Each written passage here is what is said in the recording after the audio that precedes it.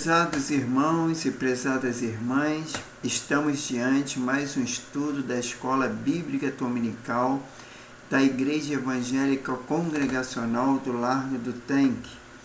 E hoje daremos continuidade ao estudo do livro de Gênesis, que é o livro do princípio, né? Nós paramos no capítulo 6 e hoje, provavelmente, se houver possibilidade, vamos estudar o capítulo 7, o capítulo 8 e o capítulo 9, para assim nós tivermos mais conhecimento da palavra de Deus.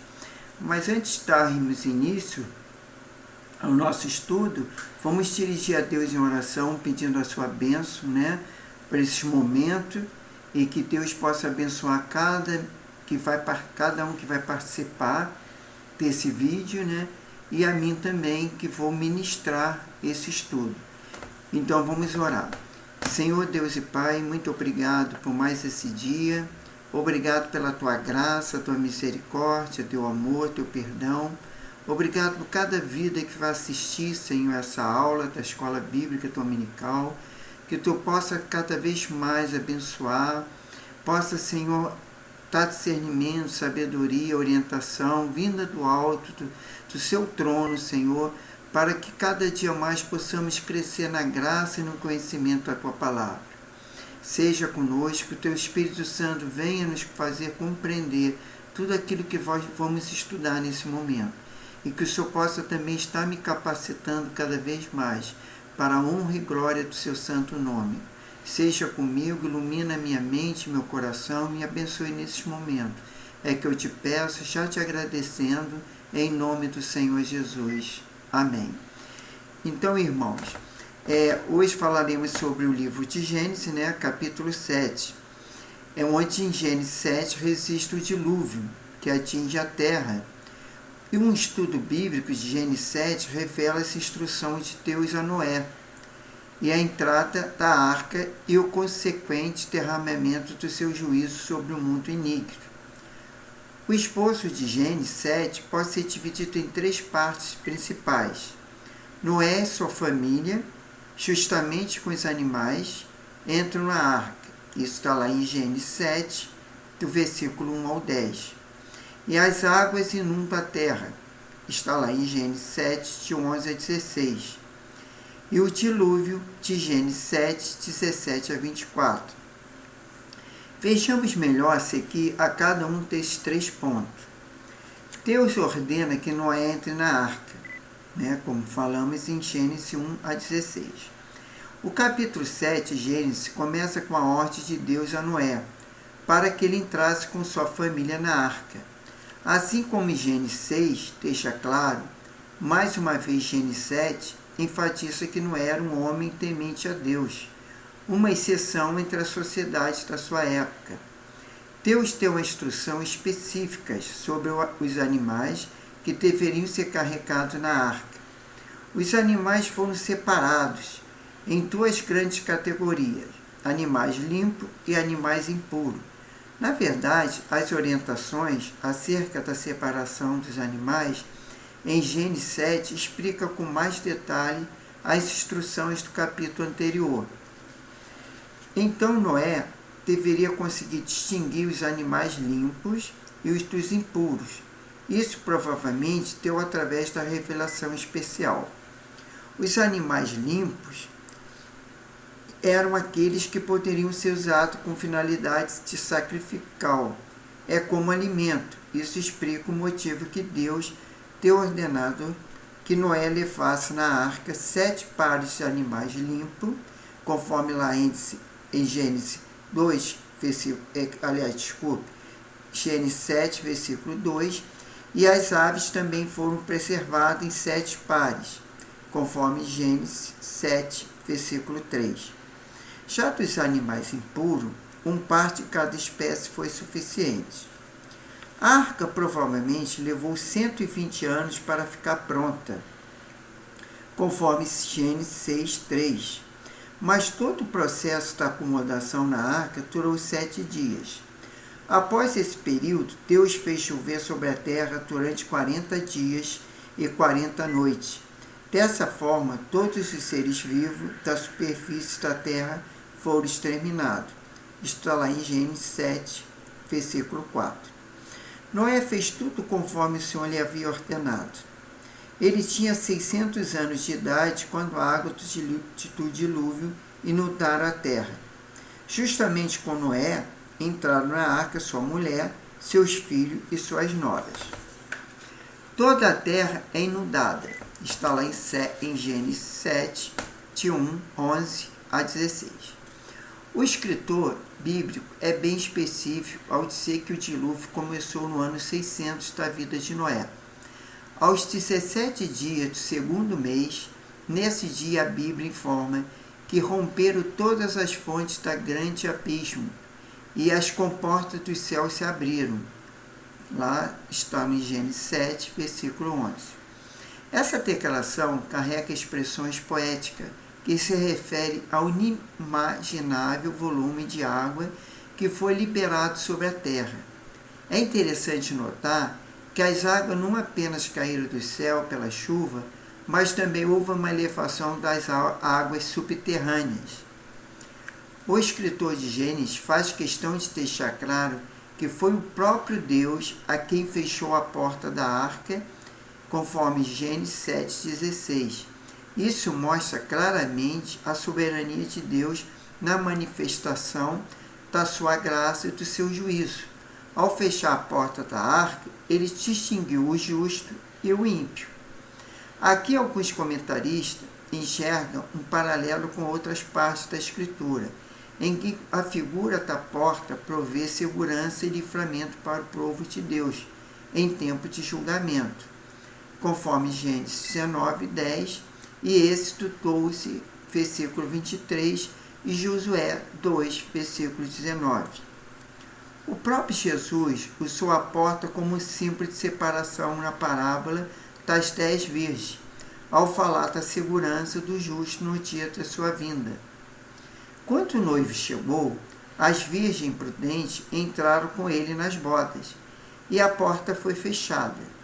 As virgens loucas até tentaram bater na porta, mas ela não foi aberta, conforme Mateus 25, 10 ao 13. Certamente o mesmo ocorreu na ocasião do dilúvio, mas a porta da arca não foi aberta para mais ninguém. O dilúvio já está lá em Gênesis 7, 17 a 24. O dilúvio foi o juízo de Deus sobre o mundo iníquo. Isso significa que as águas serviram como um instrumento pelo qual Deus puniu o mundo antigo e purificou a humanidade. Uma nova terra surgiria quando as águas do dilúvio passassem. Conforme informa o escritor de Gênesis, choveu 40 dias e 40 noites. Isso fez com que as águas cobrissem toda a terra, alcançando um volume impressionante. Porém, a arca construída por Noé, conforme a instrução de Deus, resistiu firmemente navegando sobre as águas, conforme Gênesis 7, do versículo 17 e 18. A Bíblia é clara ao afirmar que as águas cobriram todos os altos montes que havia debaixo do céu. Isso fez com que toda a carne que se movia sobre a terra, tudo o que tinha fôlego de vida na terra seca, pereceu. Então, toda a terra, somente Noé e com ele estavam na arca, sobreviveram. Isso indica que, de acordo com o texto bíblico, o dilúvio foi global. Qualquer interpretação que sugere um dilúvio local não se harmoniza com a Escritura. Gênesis 7 termina informando que as águas do dilúvio predominaram durante 150 dias sobre a terra, conforme Gênesis 7, 24.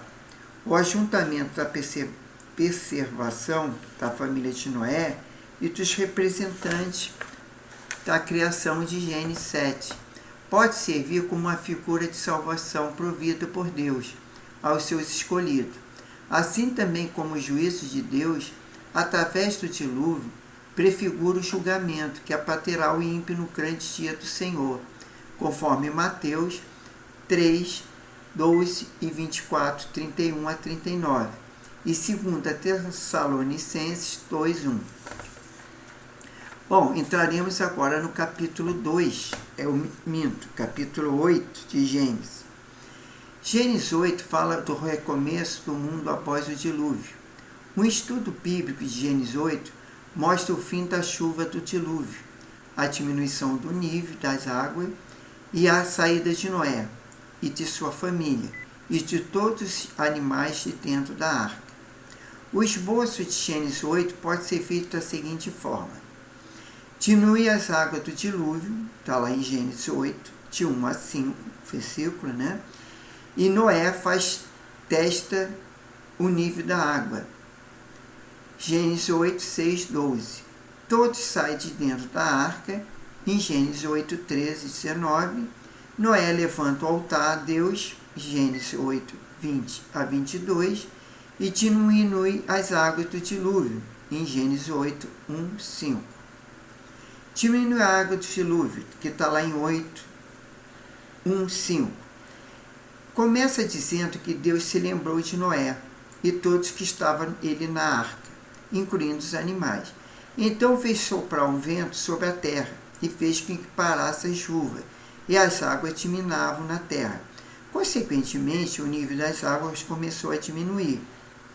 A expressão hebraica, traduzida como lembrou-se Deus de Noé, explica a ideia de uma ação realizada com base em um compromisso ou pacto previamente estabelecido. Isso significa que esta expressão não indica uma mera lembrança, pois Deus nunca se esquece de algo. Na verdade, essa expressão indica a fidelidade de Deus à sua aliança. Quando as águas baixaram, a arca de Noé repousou sobre os montes de Ararat, Gênesis 8, 4. A montanha de Ararat possui 2 grandes picos. A maior tem mais de 5.000 metros de altitude e o menor tem quase 4.000 metros. O Monte Ararat está localizado na parte nordeste dos territórios atuais da Turquia e Armênia. Noé faz o teste do nível das águas lá em Gênesis 8, de 6 a 12. O escritor de Gênesis diz que as águas foram escoando continuamente sobre a terra e minguaram ao cabo de 150 dias. Após 40 dias, Noé começou a testar o nível da água. Primeiro, ele soltou um corvo pela janela da arca. Esse corvo ia e voltava porque o nível da água não havia baixado o suficiente. Depois Noé soltou uma pomba, mas a pomba também não achou lugar para pousar. Depois de uma semana, Noé soltou a pomba novamente. Dessa vez ela trouxe uma folha nova de oliveira. Com isso, Noé percebeu que o nível das águas estava recuando. Depois de mais de uma semana, Noé novamente soltou a bomba. Dessa última vez, ela não retornou a ele, conforme lá Gênesis 8, 10 a 12. Então, em Gênesis 8,13, o escritor bíblico informa que finalmente havia chegado o momento em que Noé e todos que estavam com ele saíssem da arca. Foi o próprio Deus que ordenou a Noé e que ele já poderia sair da arca com segurança. Está lá em Gênesis 8, 13 a 19. Alguns comentaristas cristãos enxergam na saída dos ocupantes da arca para a terra um significado simbólico. Isso porque o próprio apóstolo Pedro interpreta o dilúvio como uma figura de batismo cristão. Isso está lá em 1 Pedro 3, capítulo 3, versículo 20 a 21. Então a saída daquele que estava na arca pode ser entendida como uma prefiguração da nova humanidade, que prevalece sobre o mal, conforme Apocalipse 21, 7. Noé levanta o altar a Deus, já está lá em 8, 20 e 22. A parte final de Gênesis 8 mostra a introdução do estabelecimento da aliança de Deus com Noé. Antes disso, Noé já estava em um relacionamento pactual com o Senhor, conforme Gênesis 6, 18. A Bíblia diz que Noé levantou um altar e ofereceu animais limpos e aves limpas em holocausto sobre o altar. O sacrifício oferecido por Noé não tinha apenas um caráter de gratidão, mas principalmente propiciatório. O sacrifício de Noé acalmou a ira de Deus contra o pecado e serviu para prefigurar o sacrifício de Cristo, que satisfez definitivamente a justiça divina, conforme lá em Gênesis 8, 21. Deus se agradou do holocausto e apresentado por Noé, e graciosamente prometeu nunca mais destruir a terra com o dilúvio. Além disso, o texto bíblico dá essa expressão, entre aspas, enquanto durar a terra, conforme, fecha aspas, Gênesis 8, 22, essa expressão aponta para a verdade que Deus e que preserva o mundo de acordo com seu propósito, até no dia do juízo final. Não há possibilidade de o mundo acabar prematuramente, conforme 2 Pedro 3, 7 e 13. A gente vê também que a questão do arco-íris foi um sinal dessa aliança com Deus.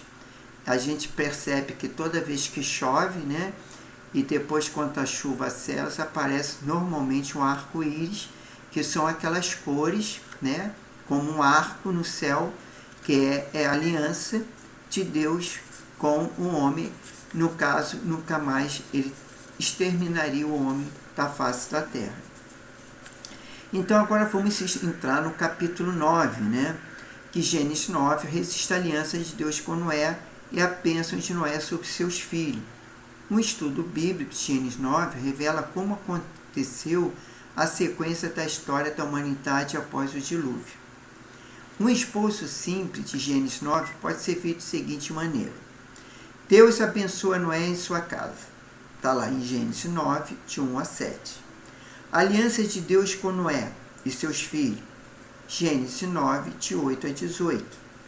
A embriaguez de Noé. Gênesis 9, de 20 a 24. Noé pronuncia a bênção e maldição sobre sua descendência e morre. Gênesis 9, 25 a 29. Deus abençoa Noé e seus filhos. Estabelece as regras. Gênesis 9 começa dizendo, Deus abençoou Noé e seus filhos. Nessa bênção, Deus deu uma ordem clara para Noé, entre aspas, sede fecundo, multiplicai e provai a terra, fecha aspas, está em Gênesis 9, 1. De Gênesis 1 até Gênesis 9, essa é a terceira referência acerca de Deus abençoando a humanidade e ordenando que ela seja frutífera, conforme lá Gênesis 1, 28, 5, 2 e 8, 17. Essa ordenança em Gênesis 9 traz todo sentido, pois aquele era um momento de renovação da criação. A partir do versículo 2, lemos algumas regras e instruções importantes e que Deus estabeleceu os seres humanos. Primeiro, Deus autoriza uma expansão na dieta humana. A partir daquele momento, os seres humanos poderiam se alimentar, ter, entre aspas, tudo que se move e vive, fecha aspas, está lá em Gênesis 9, 3. Aqui os estudiosos sugerem que há um claro indicativo que anteriormente a dieta padrão dos homens era o vegetarianismo. Isso não significa que antes do dilúvio a humanidade pecadora não consumia carne, mas que a partir daquele momento havia uma permissão divina para tal prática. Em Gênesis 9, 6, encontramos também a instituição da pena de morte. Ao contrário do que muitas pessoas pensam, quem instituiu a pena de morte foi o próprio Deus. O texto bíblico explica por qual motivo Deus fez isso. Ele diz, entre aspas, abre aspas, se alguém derramar o sangue do homem, pelo homem se derramará o seu, porque Deus fez o homem segundo a sua imagem, fecha aspas. Isso está lá em Gênesis 9, 6. Então perceba que a pena de morte foi instituída por Deus para preservar a vida. Sua função era servir o homem e foi criado à imagem e semelhança de Deus. Então, cada vez que uma pessoa é assassinada, ocorre um atentamento contra a própria imagem de Deus, representada nela. Aqui vale lembrar que antes do dilúvio, as pessoas matavam por motivos banais, como foram os casos de Caim e Lameque, lá em Gênesis 4. A aliança de Deus com Noé e seus filhos está lá no capítulo 9, entre 8 e 18. Em seguida, Deus confirma sua promessa de preservar a terra com uma aliança. Aqui é interessante notar que Noé já estava em um relacionamento pactual com Deus, conforme Gênesis 6:18. Mas ocorreu uma extensão desse pacto. A aliança que primeiramente era excluída com Noé, agora estava sendo estendida à descendência de Noé e toda a criação. Então, considerando o capítulo 8 e 9 de Gênesis, percebemos todas as características que indicam essa aliança. Há uma promessa da aliança seguida por umas estipulações e a apresentação de uma marca que sinaliza a aliança firmada, conforme Gênesis 8, 21, 22, 8, 21, 22, até e depois 9, 17. No caso dessa aliança com Noé, sua descendência e toda a criação, o sinal estabelecido por Deus foi o arco-íris, como já falei, né? O texto bíblico diz, abre aspas, né? O arco entrará nas nuvens e vê-lo-ei e me lembrarei da aliança eterna entre Deus e todos os seres viventes e toda a carne que há sobre a terra. Disse Deus a Noé, este é o sinal da aliança estabelecida entre mim e toda a carne sobre a terra. Fecha aspas. Conforme Gênesis 9, 16 e 17. As outras alianças registradas na Bíblia também foram confirmadas por certos símbolos. A aliança de Deus com Abraão. Esse símbolo foi em circuncisão, conforme Gênesis 17, 11, e na aliança com Moisés foi o sábado, conforme Êxodo 31, 13 e 17. E a nova aliança mediante por Cristo é o símbolo da Santa Ceia do Senhor, conforme Lucas 22, 20. Já no Gênesis 9, que de 20 a 24, diz que Noé era lavrador e plantou uma vinha. Certo dia ele bebeu muito vinho, embriagou-se. Então, dentro de sua tenda, ele se despiu da sua roupa. Mas um de seus filhos, Cã, entrou na tenda e viu a nudez de Noé. Depois ele saiu a contar o que havia acontecido. Os outros dois filhos de Noé, Sem e Chafé, trataram de cobrir Noé de forma muito respeitosa, conforme Gênesis 9, 20 e 23. Essa é a primeira vez que a embriaguez é mencionada expressamente na Bíblia. O vinho aparece nos textos bíblicos em dois opostos. Ele visto de forma favorável, mas ao mesmo tempo uma importante exortação acerca do seu perigo, conforme Números 15, 5 a 10, Deuteronômio 14, 26, Salmos 104, 15, João 2, de 1 a 11, e conforme Provérbios 21, 17 e 23, 20 a 35, Isaías 5, 22, Isaías 28, 7 e etc. Inclusive, algumas pessoas eram ordenadas a se obter do vinho no exercício de determinadas funções, ou durante certos períodos, como, por exemplo, os narizeus durante o período de Tifoto, conforme Números 6, 3, 4, os sacerdotes no exercício do seu ofício, conforme Levítico 10, 9, e os governantes em suas ocupações de governo, conforme Provérbio 31, 4, 5. Esse episódio envolvendo Noé mostra que a cabeça da raça humana, depois do dilúvio, acabou pecando, e seu pecado trouxe grave consequência para sua linhagem. Ainda mais que o pecado de Noé, o texto bíblico enfatiza o pecado de Cã. Ele teve uma atitude maliciosa contra seu próprio pai, desmoralizando ainda mais. Tanto Noé quanto Cã tiveram atitude condenável na Escritura, conforme Êxodo 20, 26, 21, capítulo 21, 15 a 17. Deuteronômio 21, 18 a 21, e depois Deuteronômio 23, de 12 a 14, e Marcos 7, 10. Aí vem, quando Noé reencontrou a razão, ele ficou sabendo de tudo que havia acontecido. Então ele proferiu bênção e maldição em sua descendência. Ele amaldiçoou Canaã, filho de Cã, e a seu servo e a seus irmãos, conforme Gênesis 25, 9, 25, 27. Algumas pessoas não entendem porque Canaã foi amaldiçoado e não Cã, mas esse padrão está de acordo com o texto bíblico que coloca como objeto das bênçãos e maldições as descendências dos 3 filhos de Noé. Por isso não é estranho que a maldição pronunciada por Noé não fosse sobre Cã, mas sobre seu filho, de Canaã. Alguns intérpretes sugerem que talvez isso também indique que Canaã teve alguma conexão com o ocorrido. Apesar do texto bíblico não esclarecer, seja como for, obviamente Canaã compartilhou da decadência moral de seu pai. A sequência da história registrada na Escritura revela as implicações das bênçãos e maldições sobre a descendência de Noé. Canaã deu origem aos povos que foram historicamente inimigos do povo de Deus e subjugado por ele. Por outro lado, a promessa messiânica foi limitada à linhagem de Sem, da qual vieram Abraão, Isaque, Jacó e Judá, até culminar no nascimento de Jesus Cristo. Já a bênção sobre a linhagem de Jafé encontra no cumprimento final com a igreja, no Novo Testamento, quando os judeus e gentios foram reunidos no só povo, através das obras redentoras de Cristo.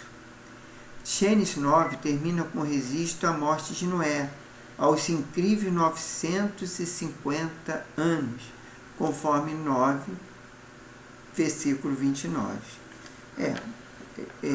Noé durou 950 anos. Glória a Deus por isso, né? Então, nós falamos do capítulo 7, né?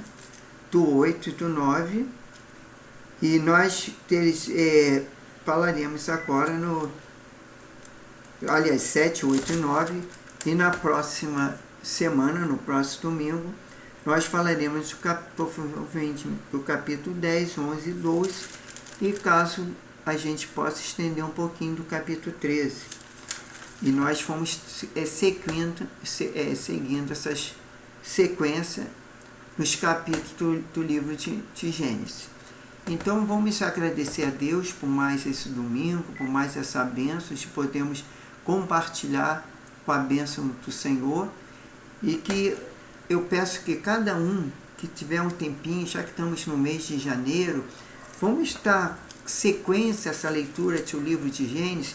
Talvez você, irmão ou irmã, teve um propósito de ler outro livro, mas vai nos ajudar muito a compreender se nós começarmos a ler o livro de Gênesis agora e vocês acompanharem esse estudo da Escola Bíblica Dominical, e se vocês puderem dar essa sequência, essa semana, por exemplo, procura ler o capítulo 10, o 11, o 12 e até o 13, que eu vou ver se eu estendo mais esses 4 capítulos na próxima semana. Então, o que acontece? Vocês lendo em casa e depois eu fazendo esse resumo, né, do capítulo, a gente pode entender melhor, né, a palavra de Deus e assim tirar proveito para a nossa vida. Então, vamos orar agradecendo a Deus por mais esse domingo e por cada irmão que vai participar. Senhor Deus, muito obrigado, Senhor, obrigado por esse dia.